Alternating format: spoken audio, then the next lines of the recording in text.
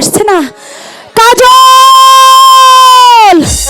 কোথায় রহিলে জানে কাজল, কাজল দেখা দেওয়া শিয়া, ও কাজল দেখা দেওয়া শিয়া। কাজল কাজল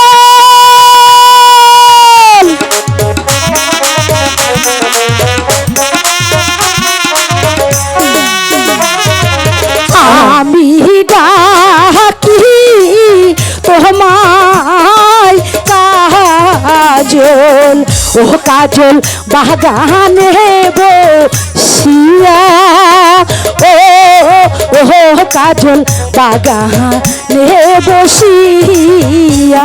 কাজল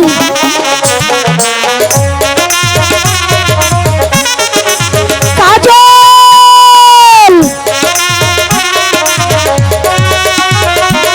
কেন তুমি ডাকো একা রেখা বাগানে বসিয়া, ও রেখা কেন ডাকো তুমি?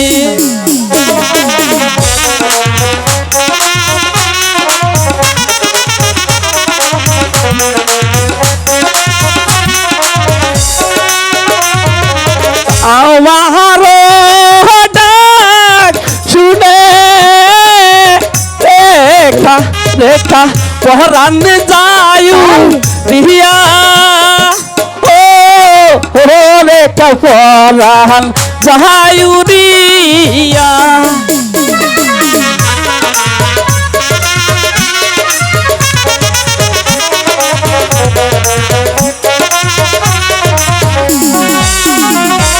তুমি হলে প্রেমের তোরি, ও বন্ধু তুমি আমার মাঝি, ও বন্ধু তুমি আমার মাঝি।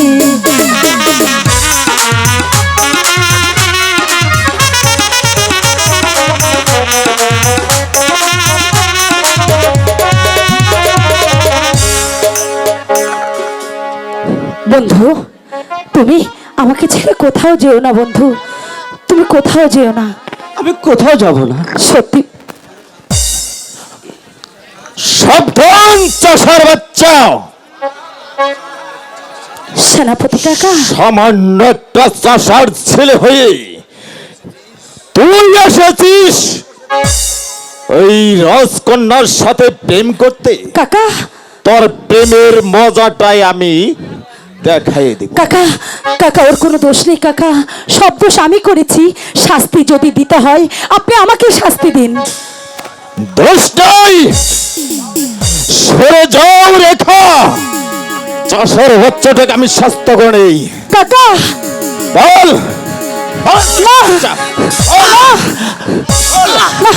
শোনেন শোনেন সেনাপতি কাকা, ও কাকা বলি যে না রে, ও কাকা বলি যে আপনার সরে যাও রেখা।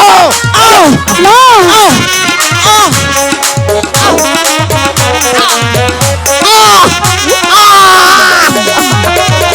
হাতে ধরি পায়ে পড়ি, ও কাকা মারবে না জলে রে,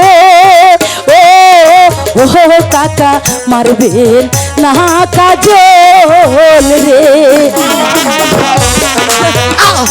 কাকা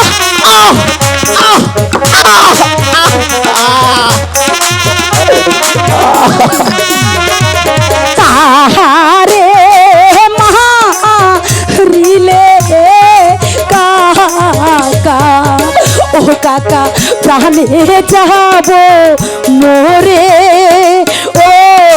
ও কাকা প্রাণে যাব বল তুই, বল সেটা, বল।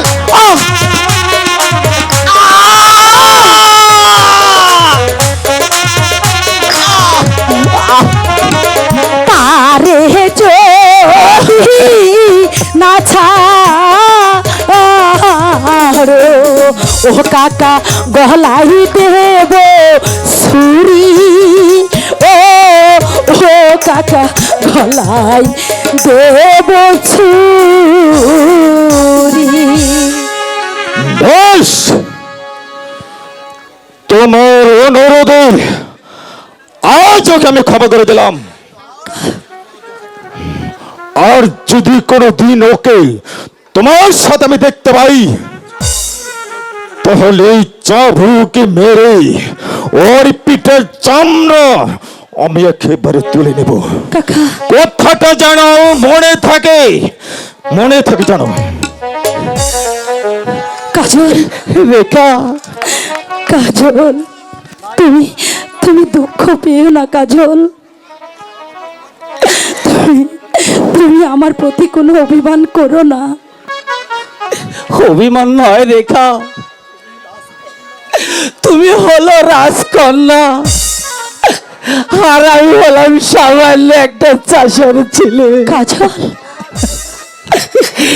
আমার সাথে তোমার ভালোবাসা হতে পারে না। না কাজল না, তুমি এমন কথা বলো না কাজল। তুমি তুমি একটা কথা জেনে রেখো বন্ধু, এই রেখা মৃত্যুকে বরণ করে নেবে। তবু তোমার ভালোবাসাকে কোনো দিন বলতে পারবে না বন্ধু।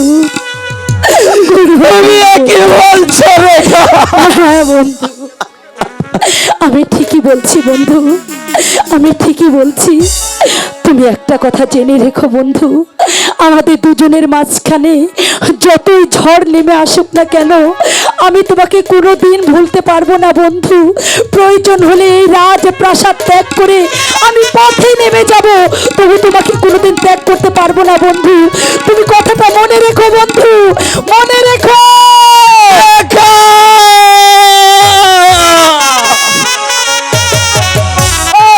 কি করিব ও আমি না পাই ভাবিয়া, ওহো ওহো আমি না পাই ভাবিয়া। কি করবো খোদা, আমি তো কিছুই বুঝতে পারছি না। এখন আমার বন্ধুকে আমি কেমন করে রক্ষা করব। আমার পিতা বন্ধু রে ও আজি বন্ধি নাই করে, ও আজি বন্ধি নাই করে। আমার কাজলকে আমার বাঁচাতেই হবে, বাঁচাতেই হবে।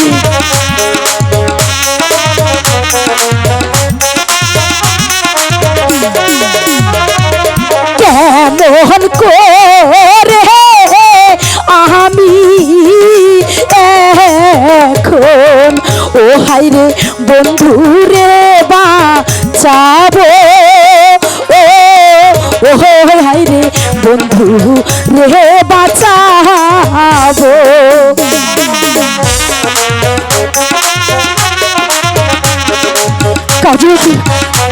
কাজলের কষ্ট আমি যে আর সইতে পারছি না। কি করব খোদা, আমি যেমন করি হোক আমার বন্ধুকে বাঁচাবো। আমি যাব, আমার বন্ধুর কাছে আমি যাব। আমি তাকে বুঝিয়ে বলবো আমি তার চিরদিন, তার জন্যই আমার জন্ম হয়েছে। আমি তাকে ছাড়া অন্য কাউকে আমার জীবনে আনতে চাই না। আমি যাব, আমার বন্ধুকে আমি বুঝিয়ে বলবো আমি যাব। কাজল, এটাকে কতবার বারণ করেছি, সেই বড় লোকদের মেয়ের সাথে মেলামেশা না করতে। সে যে কিছুতেই আমার কথাটা শুনলো না। আজ যদি সে আমার কথা শুনতো, তাহলে আজ এইভাবে অত্যাচারীদের চাবুকের আঘাত খেতে হতো না। আর সে কথাটাই তো তোকে জানাতে এসেছি কদম আলী চাষা। তোর ছেলের সাহস আকাশের ছাড়িয়ে গেছে।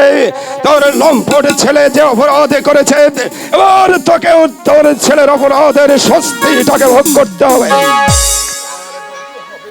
তার বলতে হবে না যা পানা,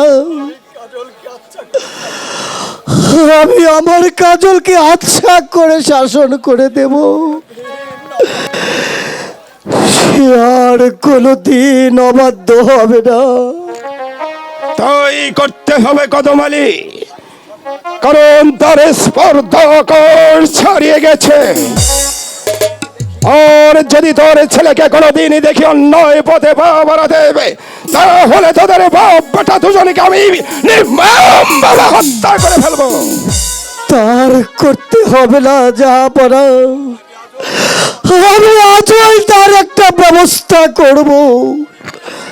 মনে রাখিস কদম আলী, তোর ছেলেই তোর মৃত্যুকে ডেকে আনবে। যদি জীবনের মায়া থাকে, তাহলে তোর লম্পট ছেলেকে আজকের মধ্যেই বাড়ি হতে তাড়িয়ে দেবে। আর নইলে তোর ছেলের অপরাধে তোদের বাপ বেটা দুজনকে আমি নির্মমভাবে হত্যা করবো। হচ্ছে না কত ভাই আমার খারাতে।